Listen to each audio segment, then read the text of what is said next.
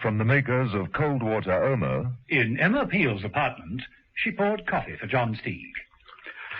I thought you were trailing Jeffcott. Oh, I was. But he's in a board meeting until 6. There seemed little point in squatting outside the factory until then. Don't worry, I'll be back on the beat before he's through. How was United Automation? Impregnable. Admission by appointment only. But I have the appointment and the punch card, which gets me in to see Dr. Armstrong. Punch card? How does it work? Well, I shan't know till I get there. Well, why did you come back? To collect one briefcase and slip into clothes that have a more literary sheen. John Steed, journalist, collecting some gen on automation in modern society, you know. Will the machine supplant man? Or woman, for that matter. And will it? Steed eyed Mrs. Peel's shapely figure as she sat down and crossed her silken legs. Not from where I'm sitting, Mrs. Peel.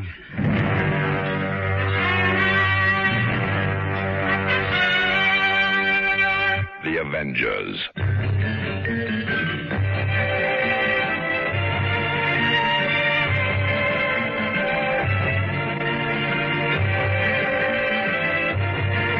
John Steed and Emma Peel, The Avengers.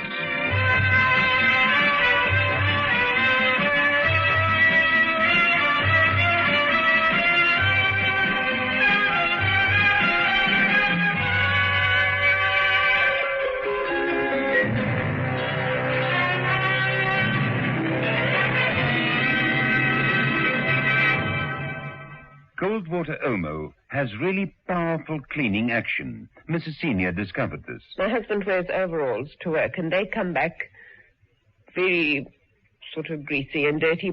My girl actually does them by hand in the tub, but she uses cold water Omo, and they're fine, and they come up perfectly clean. They say once an Omo user, always an Omo user. I've stuck to cold water Omo, and I'm still using it.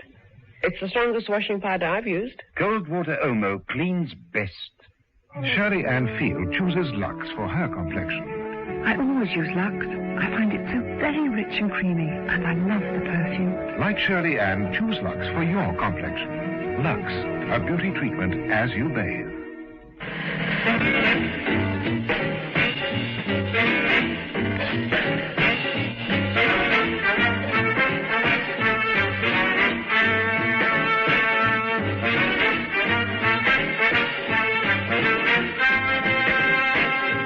Episode 4 of this story, in which John Steed and Emma Peel continue their investigations, and Steed receives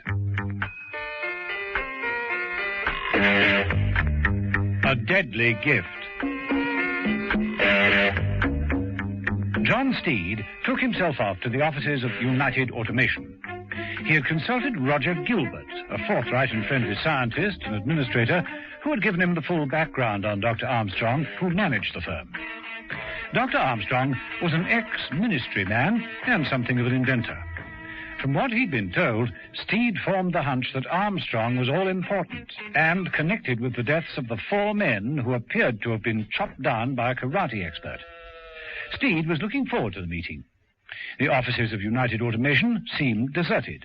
There was no reception desk, no one on duty. Steed walked across to what appeared to be a clocking-in device. A small notice read, "Insert your appointment card here."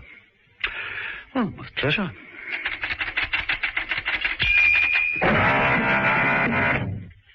Part of the wall slid away, and Steed found himself facing an open lift.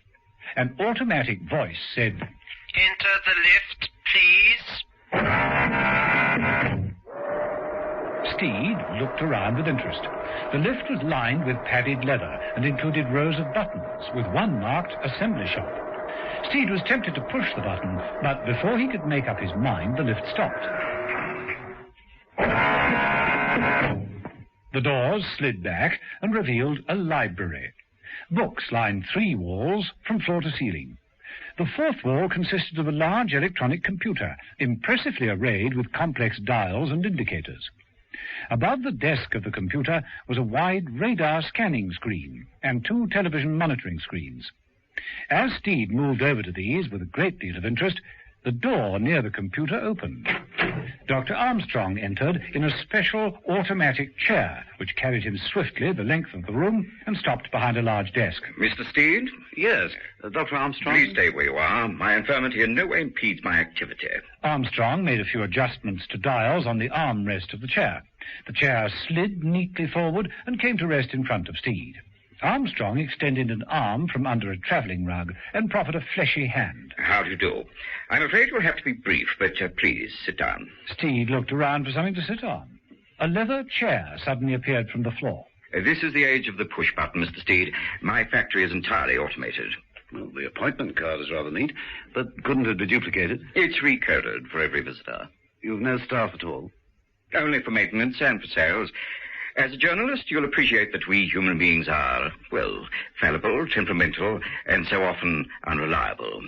But a machine, such as this chair, however, is obedient and invariably more competent. Machines do go wrong. No, indeed. So one builds each circuit in triplicate.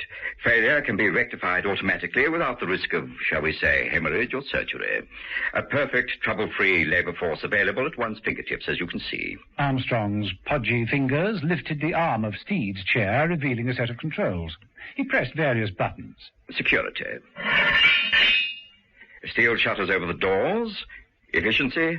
Comfort. Lights glowed from above. Cold air swept into the room. And relaxation. Very restful. But that music wasn't composed by a computer. It will be, in time. We've machines that not only work, they think. Come to the computer. I take this punch card. It is programmed for a complex equation. We drop it in and press a button. There, the answer. Steed gazed down at the strip of undecipherable punch tape that gushed from the computer. I'll take your word for it. Correctly programmed, the machine could answer all questions on finance, science, and even military or political matters. It could supplant the human brain entirely. Is that for publication? I'm theorizing, of course. The problem is size. But with the development of new circuit elements, it can only be a matter of... excuse me. Of course. Steed got up and moved down the computer as Armstrong picked up a small internal telephone. Yes? I have the information. Go on. An offer is expected from Industrial Developments. But Lambert is dead. They've no one else to negotiate. Someone else has turned up. A man called Steed. John Steed. What? Turn on your TV scanner. Is this the man in the room with me now? Yes. That's the one that followed me in. That's him. Right. Leave this to me. I'll see you in a moment. Well, Mr. Steed, I hope this has been of interest. Oh, it has indeed. Well, I never let my visitors leave empty-handed. Here, a pen. Armstrong held out to Steed a distinctively shaped fountain pen. We hope to market these very shortly. A solid ink. Solid. The temperature of the hand electronically feeds a stream of carbon particles into the nib, emitted only on contact. Cannot leak or dry out. Refilled once in 10 years. The felt pen manufacturer's going to love you. You accept the gift? Of course, thank you. It's been a most informative visit, Doctor. My pleasure, Mr. Steed. You'll find the lifts are open. Goodbye. After Steed had left, the other door opened and Benson entered. What was he doing here, Doctor? Snooping, undoubtedly. Well, why let him go? Benson, you're employed to take orders, not to give them. I may be confined to this chair, but I'm quite capable of dealing with Mr. Steed. But first we've got someone else to deal with. Prepare for target assignment at once.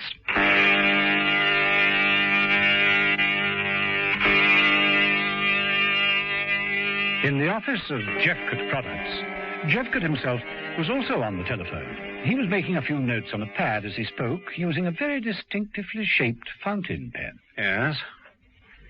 Yes, fine. Yes, I've got all that. That'll be okay. Goodbye.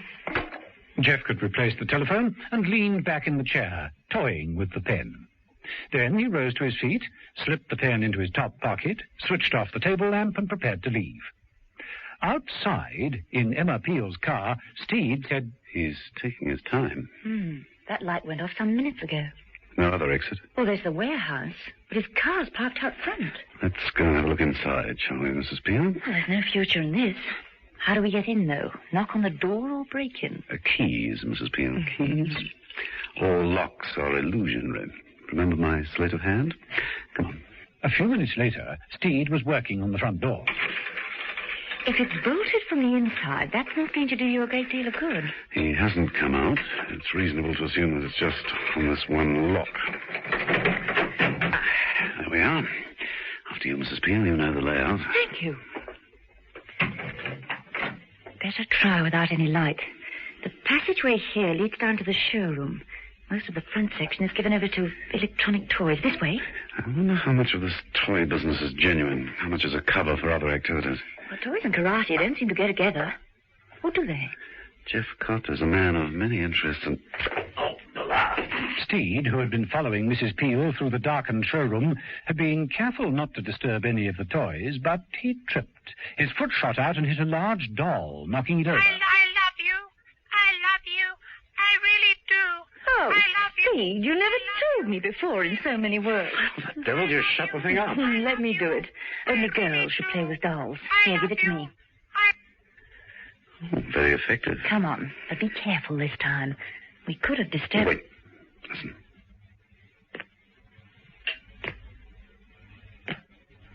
Listen.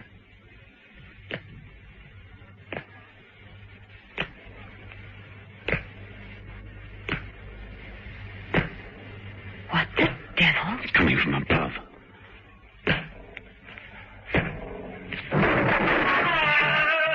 Come on!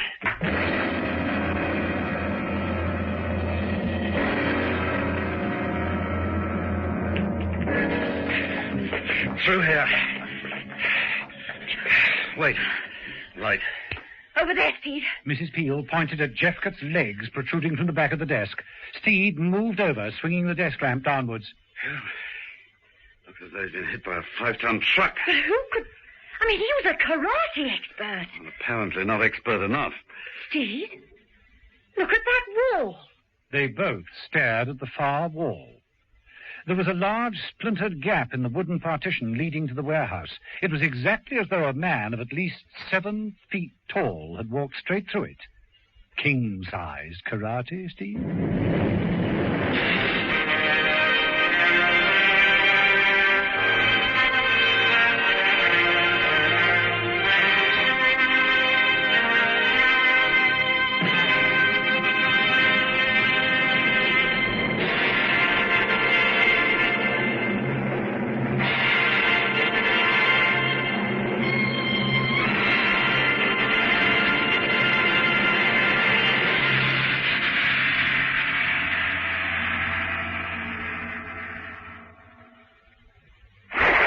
With one last lurch, Sam Lacey finishes washing his dog in just 17 minutes, 45 seconds. Well done, Sam. There any other sports? I lift a pint of beer now and then. You look very fresh, Sam. What deodorant do you use? Shield for Sportsmen, of course. Why? It works. Shield for Sportsmen deodorant won't stick, sting, or stain. In aerosol or roll-on, it's made to keep sportsmen cool and dry. Think what it can do for you. Once an Omo user, always an Omo user. So many housewives like Mrs. Adenall say. I wash every single thing in cold water, Emma. Anything that's washable will come out spotlessly clean. Yes, Omo cleans best.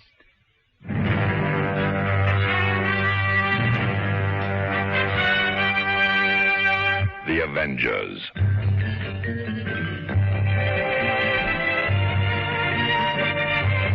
Listen every evening, Monday to Friday, to John Steed and Emma Peel, The Avengers, brought to you by the makers of Cold Water Omo.